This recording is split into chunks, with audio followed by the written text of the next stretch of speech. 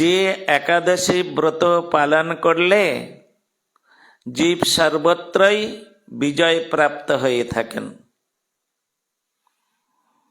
যে একাদশী ব্রত পালন করলে যিনি এই একাদশীর সম্মান করবেন, গুরু বৈষ্ণবগণের আনুগত্যে যিনি এই একাদশী ব্রত সুষ্ঠুভাবে পালন করবেন, তিনি সর্বত্রই বিজয় প্রাপ্ত হবেন। এই বিজয়া একাদশীর সম্বন্ধে হরিভক্তি বিলাসে বরাহ পুরাণের মধ্যে, পদ্ম পুরাণের মধ্যে, বিষ্ণু পুরাণের মধ্যে বিভিন্নভাবে এই ব্রতের কথা পরিলক্ষিত হয়েছে। আমরা আগামীকাল সেই হরিবাসর তিথি বাসরে বিজয়া নাম্নী যে একাদশী, সেই একাদশীর কথা বিশেষভাবে শ্রবণ করব। আজকের আমরা অধিবাস পালন করব মাত্র। শ্রী চৈতন্য মহাপ্রভু তিনি আমাদের গৌড়ীয় গীতিগুচ্ছের মধ্যে শ্রীল ভক্তিবিনোদ ঠাকুর তিনি দেখিয়েছেন অধিবাস কাকে বলা হয়। এ সম্বন্ধে আমাদের বিশেষ জানার প্রয়োজন আছে। তো ভক্তিবিনোদ ঠাকুর তিনি শ্রীবাস পণ্ডিতের বাড়িতে মহাপ্রভু যে তিনি 1 বৎসর কীর্তন রাস প্রকাশ করবেন, তার জন্য তিনি অধিবাস করছেন। তো কিভাবে অধিবাস করছেন সে সম্বন্ধে বিশেষভাবে আমাদের শ্রীল ঠাকুর মহাশয় তিনি বর্ণনা করেছেন। যে কোনো শুভ কর্ম করতে হলে তার একটা অধিবাস করতে হয়। অধিবাস মানে, অধিবাস শব্দের অর্থই হচ্ছে অধি মানে বিশেষভাবে, তার আয়োজন, বিশেষভাবে তার আয়োজন, একে বলা হয় অধিবাস। আরো অনেক ব্যাখ্যা আছে। তো বিশেষভাবে মানে আজকের কালকের যে আমরা অনুষ্ঠানটি করব, যে ব্রতটি পালন করব, এবং আমরা কালকের যে এখানে হরিকথার একটা বিশেষ আমরা একটা সংকল্প করেছি, আমাদের এই তরুণ কৃষ্ণ প্রভুর বাড়িতে আমরা হরিনাম সংকীর্তনের মুখে হরিবাসর পালন করব। তো সেই জন্য তার একটা শুভ সূচনা। অধিবাস মানে শুভ সূচনা, বুঝলেন তো? আরো অনেক ব্যাখ্যা আছে, আরো অনেক শব্দ আছে, অতগুলো বললে মনে থাকবে না। এ দুটোই জেনে রাখুন। শুভ সূচনা এই যে হরিনাম, আজকের যে সাধুগুরু বৈষ্ণবের দ্বারায় বাড়িতে হরিনাম সংকীর্তন, এর থেকে শুভ সূচনা আর কি হতে পারে? এর থেকে শুভ সূচনা, লোকে বিয়ে করতে যাবে, তার আগের দিন লোকজন সব ডেকে ডুকে নিয়ে এসেছে, আত্মীয় স্বজন এনে কার পুকুরের মাছ, কার ঘরের ছাগল কেটে শুভ সূচনা করছে তারা। এটা শুভ সূচনা নয়, এটা অশুভ সূচনা। শাস্ত্রে বলছেন যজ্ঞ দানং তপহমম শ্রদ্ধায় পিতৃতর্পণম ব্যর্থং ভবতি তৎসর্বং হরিনাম বিনাকৃতম। তুমি তোমার ছেলেকে বিবাহ দেবে, মেয়েকে বিবাহ দিবে, সেই বিবাহের পূর্বে যদি ওই বিবাহ আচারে শুদ্ধ বৈষ্ণবের দ্বারায় হরিনাম সংকীর্তন না হয়, তাহলে ওই বিয়েটা হবে আসরিক বিবাহ। এটা জেনে রাখবেন। বাবা মারা গেছেন, মা মারা গেছেন, শ্রাদ্ধানুষ্ঠান হচ্ছে, কর্ম বা শাক্ত ব্রাহ্মণগণ এসে তারা নানা রকম ভাবে শ্রাদ্ধের আয়োজন করেছেন। সেখানে নানা প্রকারের, এদিকে শ্রাদ্ধ হচ্ছে আর ওদিকে ভালো ভালো সব রান্না বান্না হচ্ছে। সেখানে হরিনামের কোনো গন্ধই নাই, সাধুগুরু বৈষ্ণবের কোনো আগমন নাই। তা ওই যে শ্রাদ্ধ বাসরটা, ওটা হচ্ছে প্রেত শ্রাদ্ধ বা আসরিক শ্রাদ্ধ। ওটা আসরিক শ্রাদ্ধ।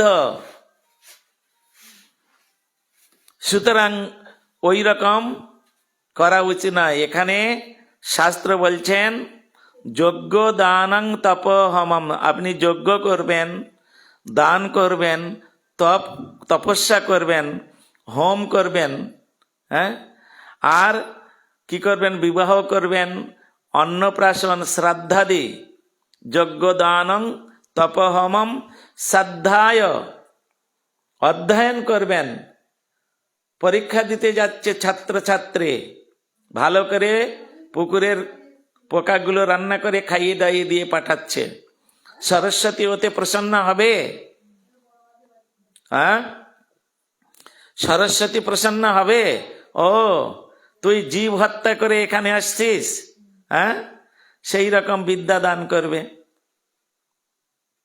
সেই রকম বিদ্যা দান করবে।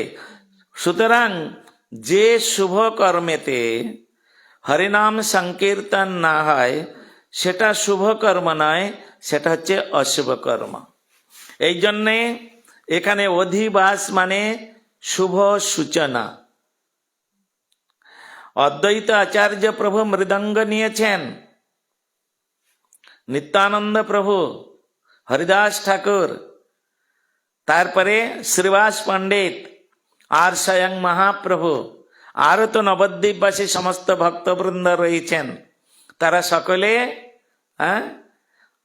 কি করছেন, সব হরিনাম সংকীর্তন শ্রীবাসের বাড়িতে একদম সুন্দর করে চারিদিকে কলা গাছ লাগানো হয়েছে। কলা গাছগুলো কিরকম, আমরা তো কলা গাছে যেটা কলা নেই সেই কলা গাছটা কেটে এনে যদি কলা গাছ বসানোর দরকার হয় অধিবাসে, তো ওইগুলো বসাই। শাস্ত্রে ওই রকম বলে নেই, হ্যাঁ, একদম যেটা সুন্দর কলার কাঁধি আছে পুরো ওই রকম কলা গাছ এনে বসাতে বলেছেন। হ্যাঁ, কদলী বৃক্ষ, কদলী সমন্বিত। কেউ যদি কোনো একটা গাভী দান করে মা, হ্যাঁ, তাহলে গাভী দান করলে তো গরু দান, গোদান, এটা তো পুণ্যের কাজ, হ্যাঁ। কিন্তু কেউ যদি সবৎস গাভী দান করে, মানে সবে মাত্র বাছুর হয়েছে আর দুধ হচ্ছে, আর ওই বাছুরটা সহ গাভীটাকে কেউ যদি দান করে, তো আমরা কি করি, আমরা আরে সবে মাত্র বাচ্চাটা, গরুটা সবে বাচ্চা দিয়েছে, দুধটা আগে খেয়ে নিই, তারপর এটা মঠে দিয়ে দেবো বা কোথায় দিয়ে দেবো, হ্যাঁ, এরকম নয়। ওই গাভী দান করলে পুণ্য হবে ঠিকই, কিন্তু শুধু একটা গাভী দান করলে যে পুণ্য লাভ করবেন, সবৎসা যদি গাভী দান করেন তো 100 কোটি গুণ বেশি পুণ্য লাভ করবেন। সেই রকম কদলী গাছ বসালে মঙ্গল হবে, কারণ এগুলো সব মাঙ্গলিক চিহ্ন। অলকা তিলকা করা, এই যে আলপনা, মায়েরা আলপনা দেয় না, গোবর দিয়ে সুন্দর করে মুছে তারপরে আলপনা দেয়, এটা মাঙ্গলিক চিহ্ন। হ্যাঁ, মাঙ্গলিক শব্দ, মেয়েদের মুখ থেকে যে উলুধ্বনি বেরোয় এটা হচ্ছে মাঙ্গলিক শব্দ। শঙ্খের যে আওয়াজ, এই শঙ্খের আওয়াজটা হচ্ছে মাঙ্গলিক শব্দ, একে বলা হয় মাঙ্গলিক শব্দ। এই যে উলুধ্বনির আওয়াজ, শঙ্খের আওয়াজ যতদূর পর্যন্ত যাবে ততদূর পর্যন্ত সমস্ত অমঙ্গল চলে যাবে। হ্যাঁ, এই জন্য মায়েদের মুখ থেকে উলুধ্বনি হচ্ছে কি যেমন মাঙ্গলিক শব্দ, শঙ্খের আওয়াজটা ওই রকম। এই জন্য সকালে সন্ধ্যায় ছোড়া দিয়ে মায়েরা, আগে দিদিমাদের দেখতাম সমস্ত সব, তারা ভোর 4টের সময় উঠে আর একদম চারিদিকে সমস্ত ঝাড়ু টাড়ু দিয়ে, ছোড়া ঝাড় দিয়ে, যেখানে যা কিছু লেপ দেওয়ার, হ্যাঁ, লেপন টেপন করার করে টোরে তারা কি করতো, ধূপ দীপ জ্বালিয়ে তুলসী তলায় দিয়ে গেটের মধ্যে দিয়ে ঘুরিয়ে টুরিয়ে শঙ্খ বাজাতেন। হ্যাঁ, কেউ ওঠেনি তখন। আর এখনকার সব কি হয়েছে, সূর্য না উঠলে তো আমরা উঠবো না। হ্যাঁ, একেবারে সেই মানে কি বলে, ভেন্টিলেটর থেকে যতক্ষণ সূর্যের আলো এসে নাক ডোগায় না, চোখের মধ্যে না পড়বে ততক্ষণ নাক ডেকে ঘুমাবো। এগুলো অলক্ষণের লক্ষণ। এ লক্ষণ ভালো নয়। এগুলো সব সংসারের অমঙ্গল, অশান্তির লক্ষণ। আমরা ছোটবেলায় যখন ক্লাস 7-এ পড়েছিলাম তখন সংস্কৃত সাবজেক্টের মধ্যে একটা হচ্ছে কি চাণক্য শ্লোক আমাদের ছিল। তো তার মধ্যে আমরা পড়েছিলাম, হ্যাঁ, সেখানে বলছেন যে যারা অল্প আহার করে, যারা অল্প সময় নিদ্রিত যায়, তাদের শরীর সুস্থ থাকে, বুদ্ধি ভালো থাকে। আর যারা, শাস্ত্রে বলা আছে সূর্যোদয়ের আগে বিছনা ত্যাগ করতে হয়। যদি সূর্যোদয়ের পরে কেউ বিছনায় শুয়ে থাকে তার বুদ্ধি ভ্রষ্ট হয়, বুদ্ধি ভ্রষ্ট হয়। এই জন্য সূর্যোদয়ের আগে উঠতে হবে। উঠে তোমাকে হাত মুখ পরিষ্কার করে ধুয়ে টুয়ে একটু প্রথমে ভগবানের নাম করতে হবে। তা নাহলে ওই সূর্য উঠে গেল আর তখন বিছনা থেকে কোনো রকম ভাবে উঠলাম, উঠে বলছে মা আগে চাটা দাও, মা চা দাও, মা চা দাও।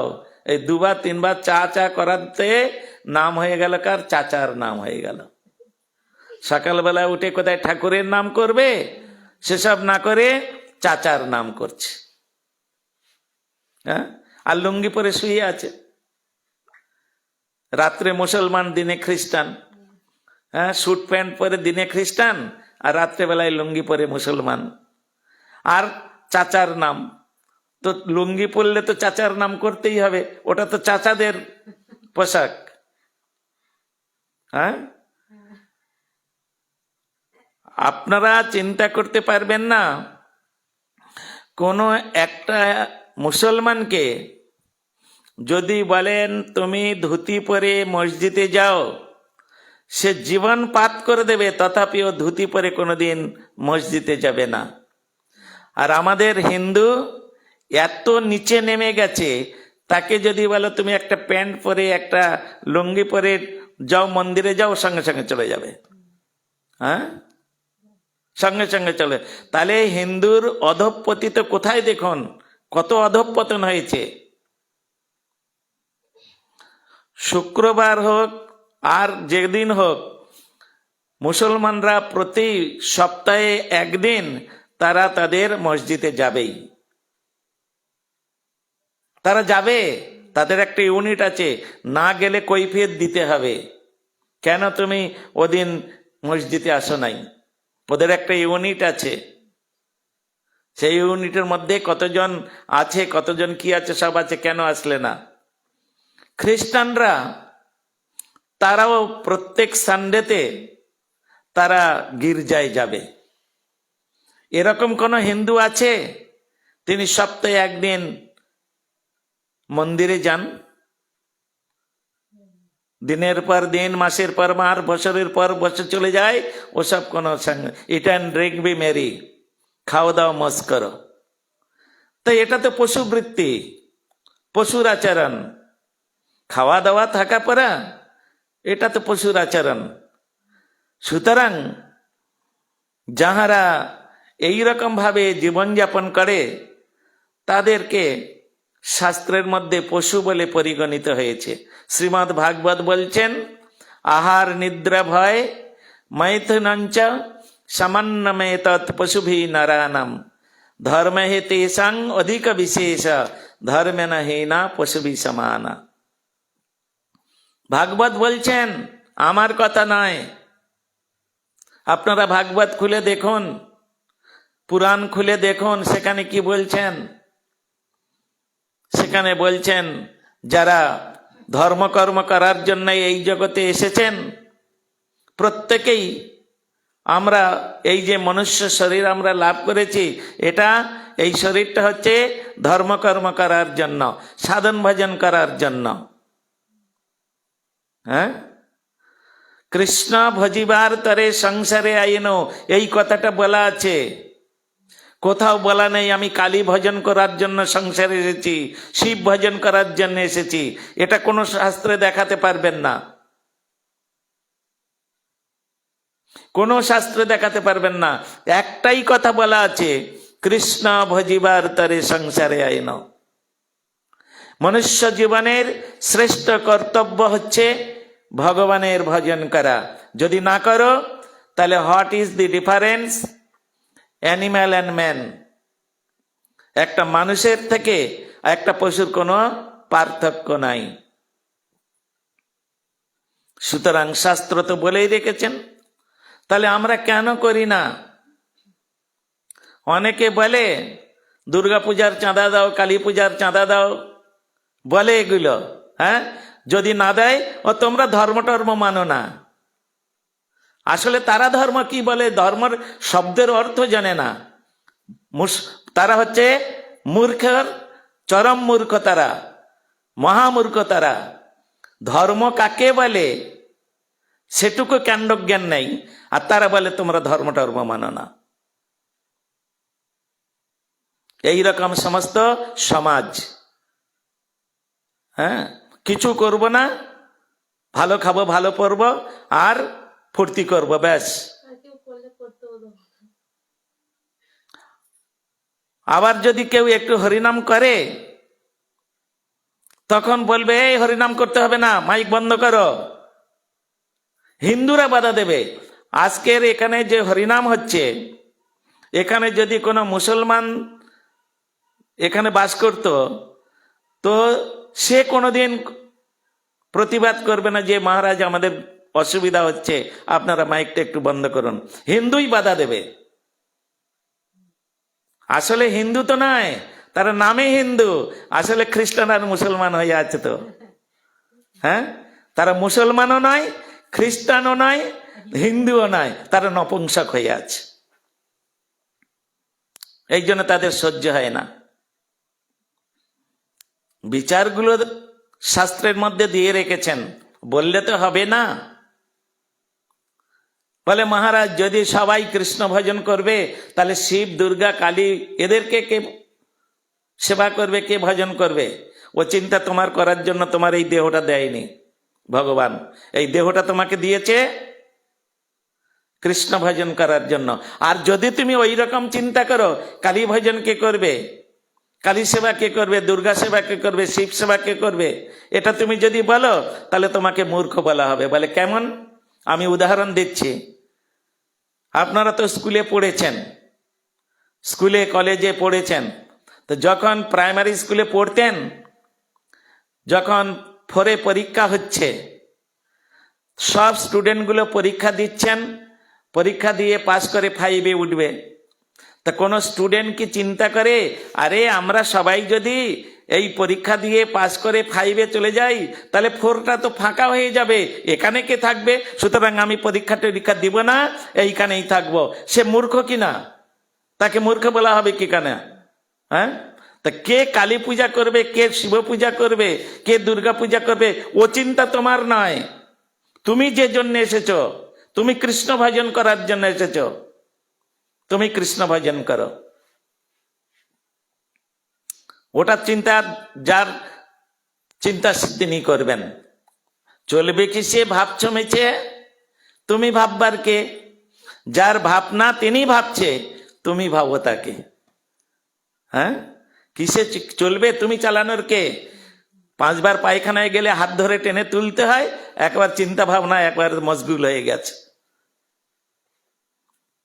অত সস্তা নাই। সুতরাং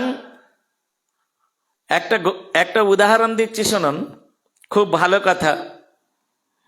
আমাদের কোনো এক মহারাজ, তিনি রেঙ্গুন নামে, আমাদের ভারতবর্ষে একটা জায়গা আছে, শীত প্রধান দেশ, পাহাড়ি দেশ, যেমন শিলং, যেমন দার্জিলিং, কালিম্পং, এরকম একটা রেঙ্গুন বলে একটা ভারতবর্ষে জায়গা আছে। তো আমাদের এক মহারাজ তিনি ওইখানে ওই মহাপ্রভুর দোল ভিক্ষার জন্য গিয়েছেন। সঙ্গে একটা এরকম ছোট্ট, মানে কত হবে, 13-14 বছর একটা বালক, সাদা কাপড় সেবক সূত্রে নিয়ে গেছে। একা একা তো অসুবিধা, এই জন্য একজন তো রান্না বান্না করার বা একটু কিছু করার দরকার হবে, এই জন্য একজন সেবক নিয়ে গেছে। আর সেই সেবকটা, সে সবে মাত্র, এটা প্র্যাকটিক্যাল ঘটনা, শুনে রাখুন, এটা গল্প নয়। তো সেই সেবকটা, সে তো সাদা কাপড়, বয়স 15 বছরের উপরে নয়, মঠে এসেছে 5-6 বছর হয়েছে। সে আর কতটুকু কি জানে, সে এখন তো স্টুডেন্ট, হ্যাঁ, ডিভাইন স্টুডেন্ট তাকে বলা হয়। সে শিখছে। আর মহারাজ নিয়ে গেছেন, আর মহারাজ নিয়ে গিয়ে ওই রেঙ্গুনে গিয়ে, আর মহারাজ তাকে, অনেক দিনের আগেকার ঘটনা, 2 টাকা দিয়েছে। 2 টাকা দিয়ে বলেছেন, বাবা দোকান থেকে 2 টাকার মিষ্টি নেবে। হ্যাঁ, তখন, এখন যদি 200 টাকার মিষ্টি কেনা হয় তাও অতগুলো হবে না। 2 টাকার মিষ্টি তখন একেবারে এরকম বড় ঠোঙায় ভর্তি করে দিত। তো এইরকম ভাবে 2 টাকার মিষ্টি নিবি, আর এই একটা অ্যাড্রেস দিলাম, এই অ্যাড্রেসে চলে যা, ওখানে আমার একজন গুরু ভাই আছে, ওনাকে গিয়ে মিষ্টিটা দিয়ে বলবি মহারাজ এসেছেন, রাত্রেবেলায় পাঠ হবে, আপনি যাবেন, বলে আসবি। ও তো মহারাজ কাছ থেকে 2 টাকা নিয়ে চলে গেছে। গিয়ে রাস্তায় যখন যাচ্ছে, একটা বিশাল বড় মিষ্টি দোকান, প্রায় 30-35 জন লোক কাজ করছে একেবারে। একজন বেশ লম্বা চওড়া ধুতি পাঞ্জাবি পরে, সাদা ধুতি পাঞ্জাবি পরে, আর ক্যাশে বসে আছে। 25-30টা লোক শুধু ব্যস্ত হয়ে আছে। মিষ্টি দোকানটার নাম হচ্ছে জয় মা কালী মিষ্টান্ন ভান্ডার। মা কালীর নাম দিয়ে মিষ্টি দোকান করেছে। আর ওই মিষ্টি দোকানের যে মালিক, উনি হচ্ছেন কালী মায়ের ভক্ত। তা ও এখন এমন কালী মায়ের ভক্ত, মা ছাড়া কিছু জানে না। তার মিষ্টির মধ্যে সমস্ত লেখা আছে। আমরা বলি তো, এই 2 টাকার সন্দেশ দাও, 2 টাকার রসগোল্লা দাও, বা 2 টাকার দানাদর দাও, এরম বলি না? হ্যাঁ, ওখানে ওই বললে মিষ্টি পাওয়া যাবে না। এখন ও ছেলেটা তো নতুন, জানে না। ও তখন গিয়ে বলছেন, বাবু আমাকে 2 টাকার সন্দেশ দিন। আর যেই বলেছে, এই খোকা, চিৎকার করে উঠেছে। তারপর তিনি একটু শান্ত হয়ে গেলেন, বলেন, না, ছেলেটা তো নতুন, এ তো কিছু জানে না। এই, তুমি কোথা থেকে এসেছো? তোমাকে তো এই এলাকায় কোনোদিন দেখি নাই। আর ও তো এইরকম যখন চিৎকার করে উঠেছে, বেশ লম্বা চওড়া তো, একেবারে আর নতুন জায়গা, ছেলেটা কোনোদিন যায়নি, ও তো একটু ভয় খেয়ে গেছে। ও তখন বলে, বাবু আমি তো এখানে থাকি না, আমি তো নবদ্বীপ থেকে এসেছি। হ্যাঁ, বুঝতে পেরেছি, তুমি এখানে ছেলে না, ঠিক আছে, শোনো, আর আমার দোকানে যদি কোনোদিন আসো মিষ্টি নিতে, তাহলে ওই সন্দেশ দাও, রসগোল্লা দাও, এইসব বললে হবে না। এই দেখো সব লেখা আছে। তার মিষ্টির গায়ে সব লিখে রেখেছে, আয় মা, যা মা, দে মা, নে মা, খা মা, এইসব লিখে রেখেছে। ওই বলতে হবে না, মানে ছলে বলে কৌশলে যে মিষ্টি কিনতে আসবে তাকে একবার মা বলতে হবে। সে মায়ের এত ভক্ত। আমরা যেমন কারোর সঙ্গে কথা বলার সঙ্গে সঙ্গে বলি, আগে বলি না হরে কৃষ্ণ কেমন আছেন, বা ফোন টোন এলে বলি না হরে কৃষ্ণ। হ্যাঁ, উনি ওই রকম মায়ের ভক্ত, তো মা ছাড়া কিছু নাই, কিছু জানে না। এই বলে ও তো এখন ওই রকম ভাবে, দেখো খোকা, আর কোনোদিন এসে আমার দোকানে ওই সন্দেশ দাও, রসগোল্লা দাও বলবে না, এই দেখো সব লেখা আছে, এই বলবে। ও তো বলছে ঠিক আছে। এই বলে এখন ও প্রতিদিন ওই চলে যায় কালেকশনে, মহারাজ চলে যান। আর ও কি করে, বাজার, বাবা পয়সা দিয়ে যায়, তুই বাজার টাজার করে এনে একটু রান্না করে রাখবি বাবা, হ্যাঁ, যা পারিস একটু রান্না করবি। ও তো বাজারে যায়, আর বাজারে ওই দোকানটার সামনে দিয়ে যেতে হয়। বাবু ডাকছে, এই খোকা, এই শোনো, এদিকে শোনো। বলে হরে কৃষ্ণ, কি বলবো? এই হরে কৃষ্ণ ক্রিয়া, জয় মা। বলে, বাবু 6 বছর মাঠে এসেছি, কোনোদিন তো জয় মা বলি নাই, অভ্যাস নাই। ওই মহারাজদের মুখে আর প্রভুদের মুখে হরে কৃষ্ণ শুনেছি, ওইটাই মুখস্থ হয়েছে আর ওইটাই বলি। এই আজকের থেকে আমার কাছে এসে তুমি কোনোদিন হরে কৃষ্ণ বলবে না, জয় মা এইসব বলবে। হ্যাঁ, ও তো প্রতিদিন গিয়ে হরে কৃষ্ণ বলে। তখন বলছেন, কেন বাবু জয় মা বলতে হবে? মহারাজদের মুখে আমি শুনেছি যে কৃষ্ণ পরতত্ত্ব, কৃষ্ণ হচ্ছেন পরমেশ্বর, কৃষ্ণ হচ্ছেন অল ইন অল, কৃষ্ণ হচ্ছেন অলমাইটি। এটাই তো আমি মহারাজদের মুখে এতদিন শুনে আসছি। আপনি আবার নতুন করে জয় মা বলছেন, মা অলমাইটি, মা পরমেশ্বরী, মা এইসব বলছেন, এটা কি বল? না, তুমি যা তা বলতে আরম্ভ করেছ। শোনো, মায়ের উপরে কে নাই, মা হচ্ছে জগৎ জননী, মা হচ্ছে ভুবনেশ্বরী, হ্যাঁ, মা ত্রিকালজ্ঞী, মা ছাড়া কোনো গতি নাই। হ্যাঁ, এই বলে, আর ও তো বাচ্চা, অত তো তত্ত্ব কিছু জানে না, কৃষ্ণ তত্ত্ব।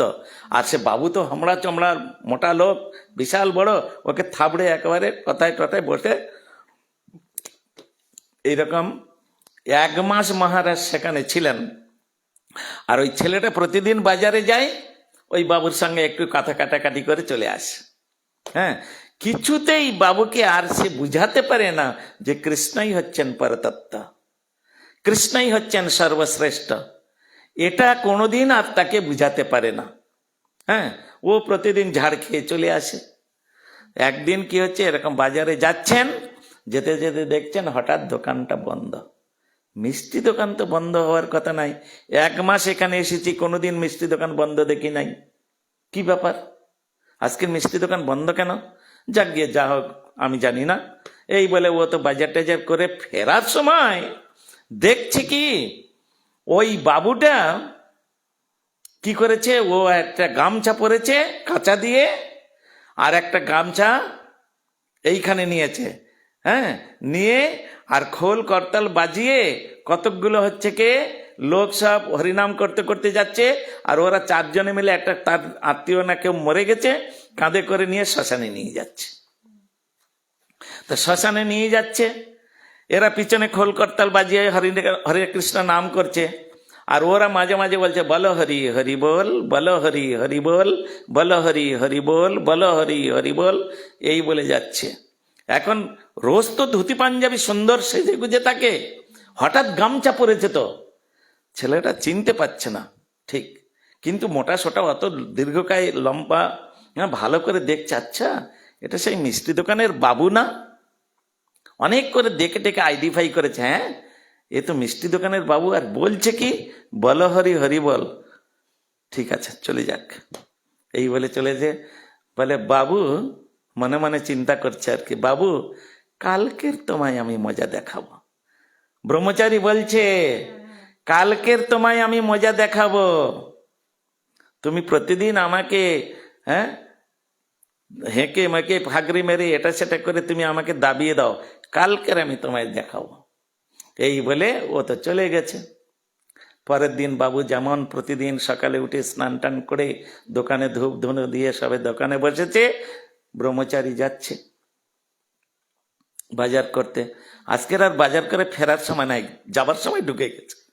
বাবু, হ্যাঁ এসো এসো ব্রহ্মচারী এসো। হ্যাঁ বাবু, আচ্ছা কালকের দোকান বন্ধ ছিল কেন? বলে দোকান বন্ধ ছিল, কালকের দোকান বন্ধ ছিল একটা কারণ ছিল। কি কারণ ছিল বাবু?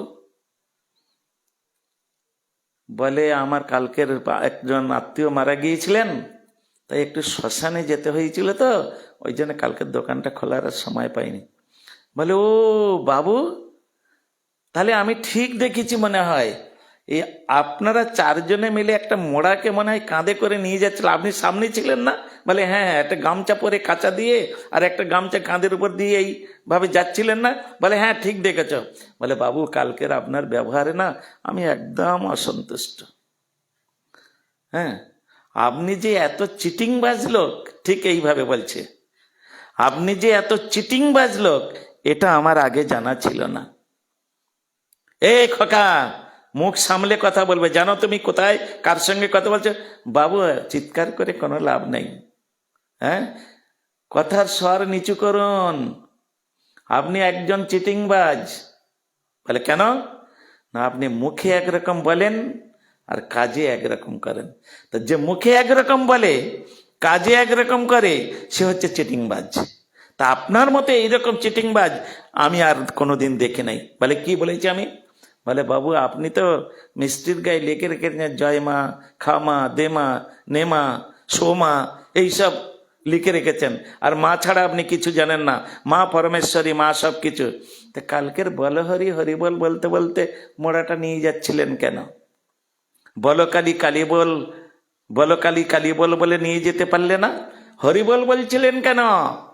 হ্যাঁ, তাহলে মুখে একরকম বলছেন আর কাজে একরকম করছেন, তাহলে আপনি চিটিংবাজ নয়?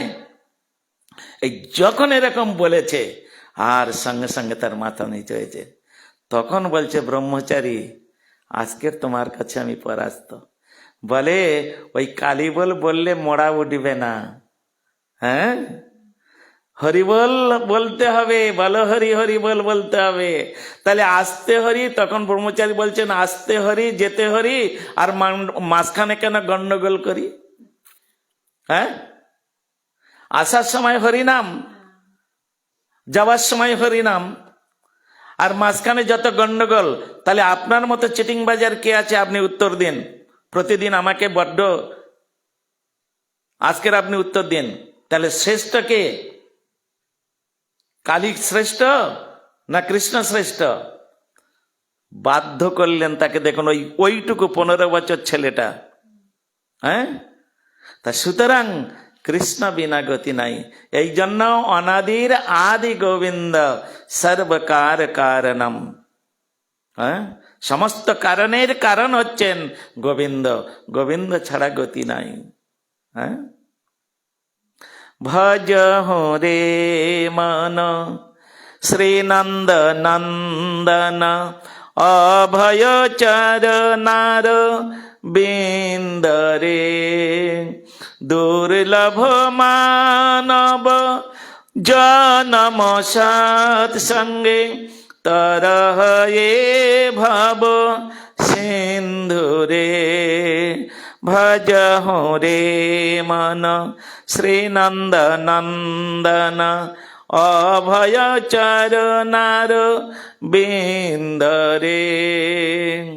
সুতরাং পদকর্তা বলছেন ভজ হুরে মন শ্রীনন্দ নন্দন।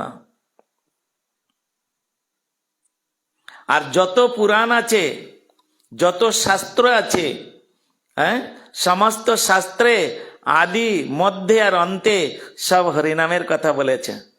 সেখানে বলছেন, হ্যাঁ, কি বলছেন? সেখানে বলছেন পুরাণে ভারতে তথা, হ্যাঁ, মহাভারত পুরাণ যা কিছু আছে আদা বন্তে চ মধ্যে চ সর্বত্রং হরিগীয়তে। সব জায়গায় ভগবানের কথা। গীতার মধ্যে বলেছেন মন্মনা ভব মদ ভক্ত মদ যাজি মাং নমস্কুর। যারা এইরকম বলে তোমরা ধর্মকর্ম কিছু জানো না, হ্যাঁ, কেন? তারা যদি কৃষ্ণ ভজন করে তাহলে পাঁটার ঠ্যাংটা তো আর খাওয়া হবে না, মুরগির ঠ্যাংটা তো আর খাওয়া হবে না। এই জন্য তারা বলে তোমরা ধর্মকর্ম কিছু জানো না। তা সেই জন্য তারা যদি জানতো এটা তাহলে ওরকম বলতেন না। হ্যাঁ, সর্বত্রই হরিকথা কীর্তন করতে বলেছেন। আবার গীতার মধ্যে বললেন, স্বয়ং ভগবান সেখানে বলছেন জানতি দেবব্রতা দেবান পিতৃন জানতি পিতৃব্রতা ভূতানি জানতি ভূতেজ্বা জানতি মদ যাজিন অপিমাম। হে অর্জুন, ভালো করে শুনে রাখো, যাহারা দেবলোকের পূজা করে, ওই শিব ঠাকুরের পূজা করে, কালী পূজা করে, গণেশ পূজা করে, ওরা স্বর্গ ছাড়া আর কোথাও যেতে পারবে না, স্বর্গের উপরে যেতে পারবে না। জানতি দেবব্রতা দেবান পিতৃন জানতি পিতৃব্রতা। পিতৃলোক বলে একটা লোক আছে যেটাকে বলা হয় জনলোক। সব 14টা লোকের মধ্যে জনলোক একটা লোক। যারা পিতামাতার সেবা করে তারা পিতৃলোকে গমন করবেন, তার উপরে আর যেতে পারবে না। জানতি দেবব্রতা দেবান পিতৃন জানতি পিতৃব্রতা ভূতানি জানতি ভূতেজ্জা। যারা ভূত মানে এই প্রাণী সমূহের সেবা করে, পূজা করে, তাহারা পুনরপি জননম পুনরপি মরণম তদবৎ জননী জঠরে শয়নম ইতি সংসারে স্ফুটতর দোষ কথমিয় মানব তব সন্তোষ। অতএব তারা এই জগতে বারবার আসা যাওয়া করবে, মায়ের গর্ভের মধ্যে প্রবেশ করবে। তো সবসময় মানুষ হবে এরকম কোনো গ্যারেন্টি নেই। কখনো ছাগল, কখনো শূকর, কখনো কুকুর, কখনো ভেড়া, এই রকম হতে হবে। হ্যাঁ, আর লাস্টে বললেন মদ যাজিন ওফিমাম, হে অর্জুন, যারা আমার যাজন করবে, আমার পূজা করবে, তারা আমার গোলক বৃন্দাবনে চলে আসবে। আর আমার ধামটা কিরকম? নো তদ ভাসয়েতে সূর্য নো চন্দ্র দিবা পাবক যদ্গত্বা ন নিবর্তন্তে তদ্ধাম পরমম মম। এটাই হচ্ছে আমার ধাম। সুন্দর করে বুঝিয়ে দিলেন। তাই এই যে একাদশী তিথি আগামীকাল, বিজয়া একাদশী, এটা একটা ধর্ম। হ্যাঁ, তা বড় বড় সব ধর্ম এখানে, ধার্মিকগণ এখানে ঘুরে বেড়াচ্ছেন। হ্যাঁ, যারা বৈষ্ণবদের দেখলে ক্রিটিসাইজ করে, যারা বৈষ্ণবকে দেখলে ঘৃণা করে, সেই সমস্ত ব্যক্তিগণেরকে আমি জিজ্ঞাসা করব, একাদশী করা এটা ধর্ম না অধর্ম? জিজ্ঞাসা করব। তো তারা কি উত্তর দেয় দেখব। যদি বলে ধর্ম, তাহলে কেন করে না? যদি বলে অধর্ম,